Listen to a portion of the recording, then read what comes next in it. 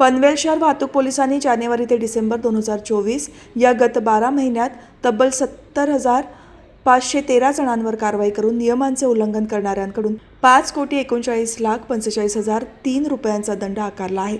पनवेलमध्ये वाहतुकीच्या नियमांचे सर्रासपणे उल्लंघन केले जात आहे। दुचाकीवरून 3 ते 4 सीट प्रवास करणे, रिक्षांमधून पुढच्या सीटवर प्रवासी बसवणे, विद्यार्थी वाहनातून कोंबून विद्यार्थ्यांना नेणे, ट्रक, हायवे, डंपरमधून अधिकचे गौण खनिज नेताना दिसून येतात। अनेक वाहन चालक वाहन चालवताना मोबाईलवर बोलताना दिसून येतात, तर अनेक दुचाकी चालक हेल्मेट न घालता वाहन चालवतात। त्यामुळे अपघात झाल्यानंतर अनेकांचा जीव जातो।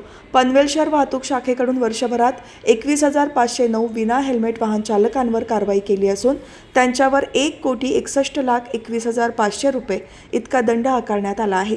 या कारवाईत वाहन चालवताना मोबाईलचा वापर करणाऱ्या 1,133 जणांवर कारवाई करण्यात आली असून 25,35,000 रुपयांचा दंड आकारण्यात आला। ट्रिपल सीट वाहतूक करणाऱ्या 659 जणांवर 6,58,000चा दंड आकारण्यात आला। चारचाकी वाहनांमध्ये सीट बेल्ट न वापरणाऱ्या 2,216 जणांकडून 4,42,400 रुपयांचा दंड आकारण्यात आला। नो पार्किंगमध्ये वाहन पार्क करणाऱ्या 14,779 जणांकडून 1,15,17,500 रुपयांचा दंड आकारण्यात आला आहे।